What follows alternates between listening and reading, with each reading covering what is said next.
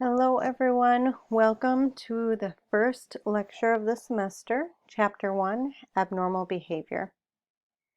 In this lecture, we will take a quick look at the field of abnormal psychology. We will look at cultural considerations, prevalence rates, stigma, historical influences, and we will end with a brief discussion about contemporary trends. The field of abnormal psychology. As we talked about in class today, abnormal psychology focuses on psychopathology, and psychopathology is the scientific study of symptoms and causes of mental disorders. The field of abnormal psychology is interested in describing, explaining, predicting, and modifying behaviors associated with mental disorders. Our text offers a definition for mental disorder and a separate definition for mental illness. Throughout the semester, you may hear me use these terms, mental health disorder or mental illness, interchangeably. I've also included the definition from the Diagnostic and Statistical Manual of Mental Disorders, the 5th edition, the DSM-5. The DSM-5 is what clinicians use for diagnosis in the field. You'll notice that the DSM-5's definition is a little bit of a combination or a hybrid of the text definition of the mental disorder and the mental illness. Another useful way to think about a mental health disorder and how is this different from typical or expected or normal behavior is to think about how is this behavior and how are these symptoms impacting the individual's ability to live, love, laugh, and/or learn. Typically, when it starts to become a struggle, it's going to impact functioning in one or more of these areas, the ability to live, love, laugh, and/or learn. These next few slides take a look at how abnormal psychology works to describe, explain, predict, and modify behavior. If you take a look at table 1.1 in our text, you'll see a quick list of the most common mental health professionals and a description about the education and training needed for that profession, as well as a brief description about what that type of profession typically does. So for example, you will find out about a clinical psychologist or a neuropsychologist, or the difference between a psychiatrist and a psychiatric nurse and a psychiatric social worker. And all of that will be really useful, not only as a provider going into the field to help navigate what can be sometimes a complex system, but also to help others navigate the system. Mental health professionals often start when we're working with an individual by doing some assessment and observation and interviews to more fully understand that person's lived experience and understand about their background and symptoms. And in this process, we are working toward developing a psychodiagnosis. And developing that diagnosis really is an attempt to describe and understand a behavior based on our assessment and our case conceptualization. And that diagnosis does really influence the treatment plan. I like to think about the treatment plan as our roadmap for treatment or for the course of therapy. And our text talks about how it may be important to focus on the most distressing symptom first. This is oftentimes what is also most important to the client. Sometimes our view as the clinician is different than the client's view, and we want to work together to have a collaborative understanding of where it's most important to start. And another consideration for treatment planning is how we might utilize the client's strengths to help them get to where they want to be going. Next, we're going to talk about explaining behavior. As we look at explaining behavior, we're looking at what might be the possible causes for these particular behaviors. Where the behavior is the very tip of the iceberg, and when we're looking at explaining that, we're trying to figure out what is all underneath. What's underneath that iceberg, not just the tip where we see the behavior. This is really, really important for mental health professionals, and oftentimes this is where we are able to help individuals or other people that we're working with shift their perspective to not only see the behavior, but to see what might be influencing the behavior and to notice how complex human behavior is and that there are multiple contributing factors to what we might be seeing on the surface. We're going to quickly review predicting behavior. Predicting behavior is another important piece to abnormal psychology, and a lot of what goes into predicting behavior is taking a look at various risk factors and also looking at protective factors. Our text talks about how there is potential civil commitments in the mental health field, which would be involuntary treatment. And we can talk a little bit more about that in class. And that at sometimes there is the need to seek involuntary treatment if that mental health professional is concerned that the individual may be at risk to themselves, imminent risk to themselves or to others. Modifying behaviors. One way that we look at modifying behaviors is through psychotherapy. Psychotherapy is defined in our text as a program of systematic intervention with the purpose of improving a client's behavioral, emotional, or cognitive symptoms. So when we're looking at modifying behaviors, we're really looking at the reduction of distressing symptoms or the enhancement of strengths and protective factors.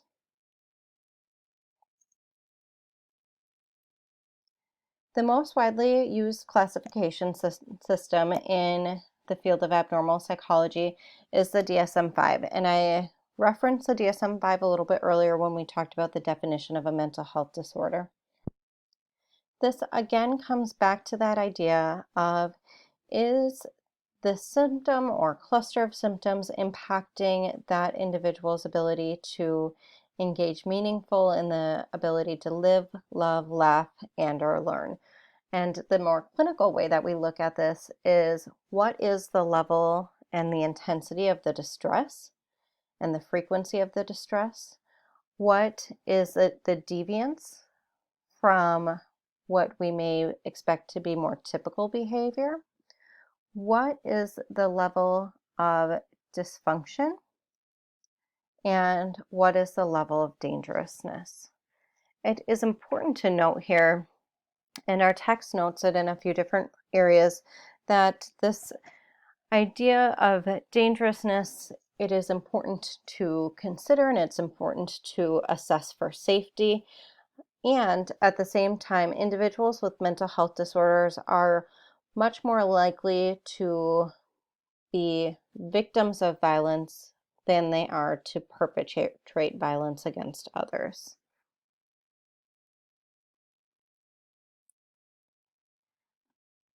I'm going to have you take a look at some of these discussion questions and just go ahead and pause the lecture and reflect real quick on some of these questions.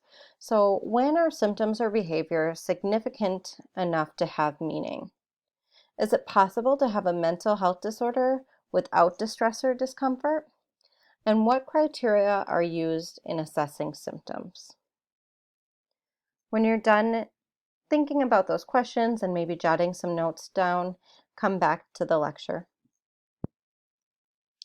Next, we're going to take a look at cultural considerations, prevalence, and stigma. What is culture? Culture is learned behavior that members of a group transmit to the next generation.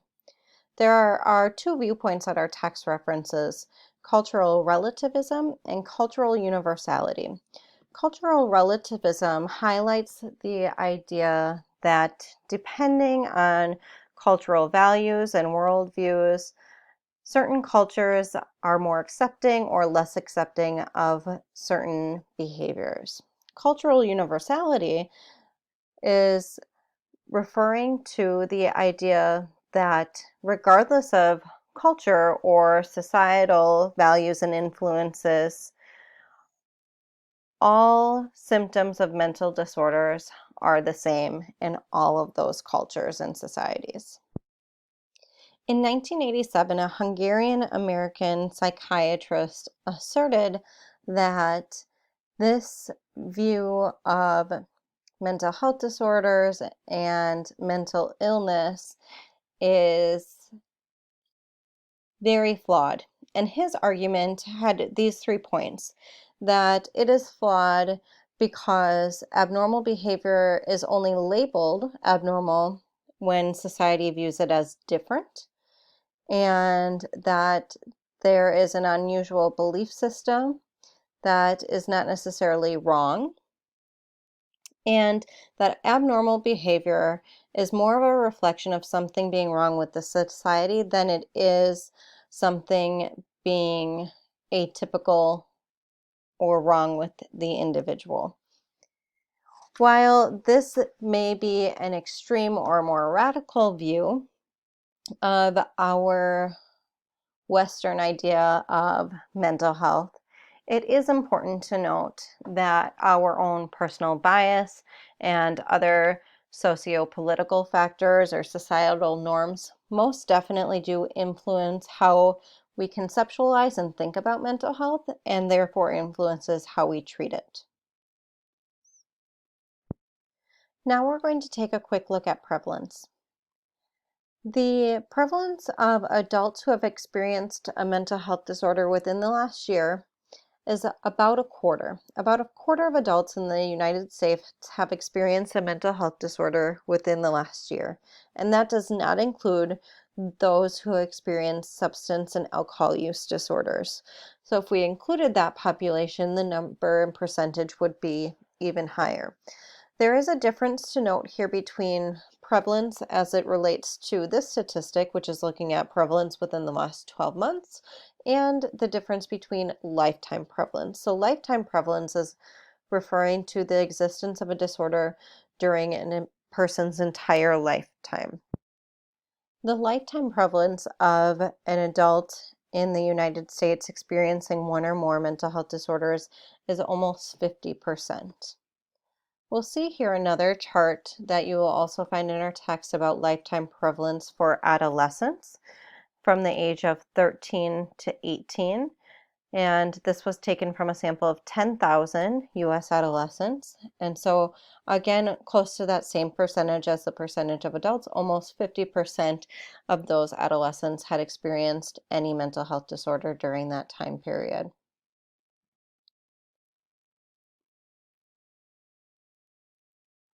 Implications. So what does this mean?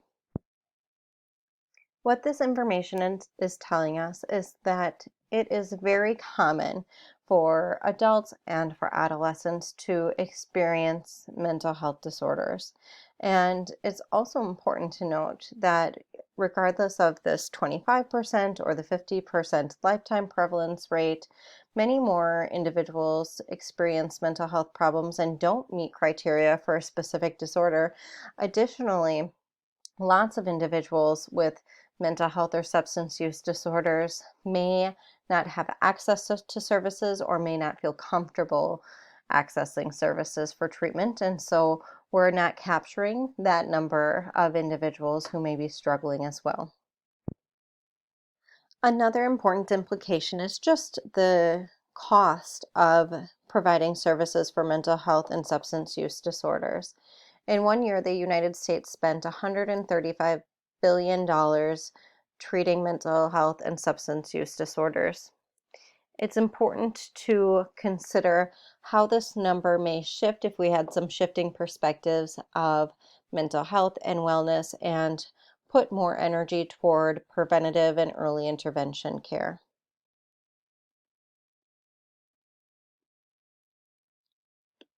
Looking at stigma. We talked in class today about how important this field is and this topic of mental health is because of the idea of stigma. So individuals who are mentally ill, individuals who are struggling with a mental health disorder or a substance use disorder are frequently stereotyped and stigmatized. There is prejudice and there are negative stereotypes that are perpetuated in our society and even in our community. And this leads to discrimination, and ultimately it leads to this idea of self-stigma, or another way that we might think about this is just guilt and shame and impacting self-worth, which ultimately contributes to poor mental health and potentially increased substance use. There is a common belief that individuals with a mental health disorder are somehow responsible for their condition and that something is wrong with the individual instead of looking at what maybe happened to the individual and how they might be trying to cope with that. As we learn more in this class and increase our mental health literacy, the hope is that we take a look at our own biases and the own stigmas or ideas that we might have and we might perpetuate about mental health and substance use, and then can also influence and impact how others in our community view mental health and substance use. Awareness and addressing stigma. A huge piece to addressing stigma is really normalizing conversations around mental health and substance use. As important public figures share their stories, or as we share our stories about our lived experience, our personal experience, our experience working with others, as long as those are our stories to share, we really do work toward this common goal of decreasing the stigma and breaking those barriers about talking about and educating and promoting mental wellness and decreasing that stigma. We're going to spend a really brief bit of time in this lecture looking at the historical perspectives and context. However, our text does dive a little bit deeper into it, and I do think it's important to review that information in the text. What's important to note here is the shifting between these time periods and how we move between the idea of mental health being more about evil spirits to looking at it as early as that naturalistic explanation of the brain pathology and the disease of the brain, and looking at mania and melancholy, really a long time ago, to then back to more of a religious explanation, and then into that period of witchcraft, and then into 16th century perspectives where we begin to see more of the rise of humanism, and that philosophical movement was tied into the idea of how unique individuals are and how individuals have that self-worth, and how that challenged those beliefs of the witchcraft and the witch hunts going on. And there was really that shifting of perspective, right? Instead of looking at something as being evil or being bad or being scary, it was really this more humanistic perspective of you are sick and you deserve treatment and you deserve this compassionate care, into the more moral treatment movement of the 18th and 19th centuries, where there was a shift to the more humane treatment. As it relates to this shifting into this more humane treatment, our text talks about some really important people who influenced this shift and influenced how treatment changed. First, in France, how there was a changing of the treatment model in the hospitals in Paris, and there were tons of skeptics. If we take those chains off, this isn't going to work, and everybody was surprised, or those skeptics at least were surprised, that that more humane treatment actually fostered recovery. And then those individuals who were also really influential to the shifting in the treatment in the US too. So the father of psychiatry, Benjamin Rush, Dorothy Dix, and Clifford Beers.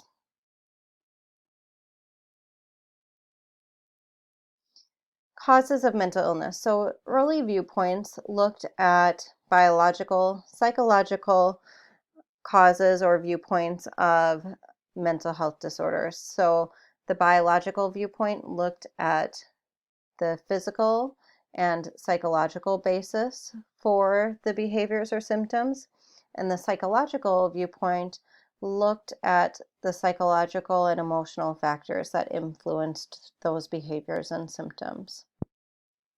Breuer was extremely influential during this time, during the 1800s to early 1900s, and really revolutionized that idea of the cathartic method.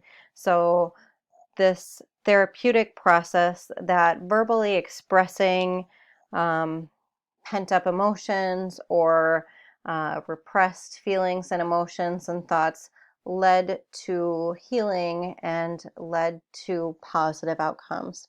And then Freud continues to build on that work and is the father of psychoanalysis, and really huge contributor still to how we conceptualize psychology today.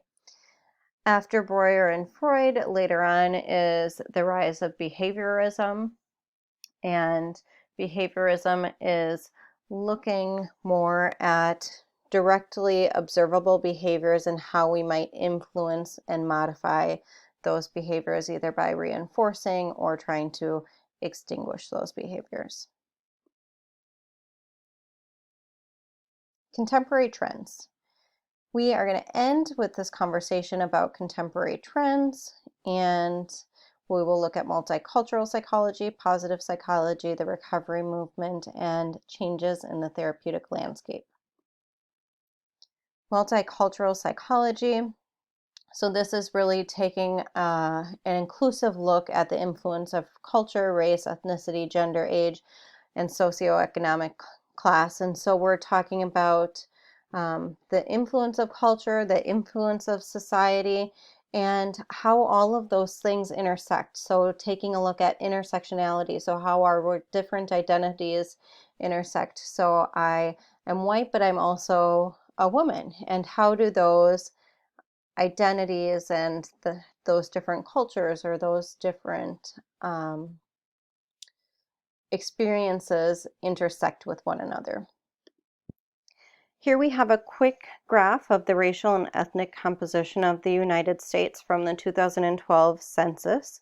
It is important to consider this demographic distribution as we think about how we provide culturally sensitive and culturally appropriate treatment.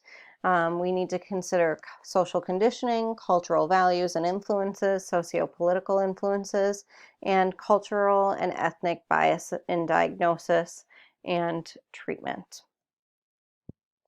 It is especially important to consider this as it relates to the field of abnormal psychology, which we talked about at the very beginning of this lecture, is about psychopathology. When we're completing an assessment and we're looking at doing a psychodiagnosis, we want to be careful not to over-pathologize a behavior or a symptom, and really take a look at our own biases and take a look at how cultural and ethnic influences might be impacting group norms, or how they might be influencing that person's experience and how the behavior or symptom is presenting. We're going to take a really quick look at positive psychology, recovery movement, and then end with a conversation about the changes in the therapeutic landscape. So positive psychology focuses on psychological resilience and prevention and strengths, and we'll talk more about resilience in chapter 2. The recovery movement talks about the perspective that individuals living with a mental health disorder or a mental illness can recover. A huge piece for this that is useful for individuals is instilling hope. We know that providing hope is a huge part of effective treatment and positive outcomes in treatment. And so this recovery movement was really vital for that piece of educating individuals that there is hope for recovery and for living a meaningful life despite struggling with a mental health disorder. Changes in the therapeutic landscape. Our text talks a bit about the drug revolution in psychiatry and how psychotropic medications were introduced in the 1950s and how this is considered one of the great medical advances of the 20th century. And there is so much to learn about psychopharmacology, and there's so much we're still learning in that field as it relates to how medications work and how they interact with our brains. And all of that is a conversation that is outside of the scope of this course. We're going to end here just with a quick review of the development of managed care. So managed healthcare brought changes as it relates to cost cutting, and as it relates to insurance influencing treatment, both treatment approval and treatment duration, and approval or denial for coverage, in network or out of network. And it really does influence how we are able to serve individuals seeking mental health services. There's also discussion about how technology is changing how we provide services and how individuals access services and support, whether that be through apps or whether that be through telehealth, which has grown even more given the current pandemic, and increase access and less restrictions by insurance companies in order to make that support available for more individuals. And also important to note here that the text talks about at the end is the shift toward evidence-based practice. And what that is referring to is how research really informs how we provide interventions and what is considered best practice for working with individuals. We will end here with reflection and review. This is how we will end all of our lectures. I will not read through these questions, but this is just a time for you to pause the lecture, to look at these questions that I have posed here for you, and to either jot down some notes or just go through some reflections in order to make sure that you're grasping some of those most important pieces of this material. I hope that you find these lectures and the recordings useful, and that you can come back to them and use for review as we move throughout the course. Not all of the lectures will be the same length. It depends on the content of each of the chapters, and in some of the chapters we'll dive a little bit deeper, and in some of them we'll only review the most important pieces and what's most relevant for us. Thank you guys so much for hanging in there for this first lecture, and we will see you for the next one.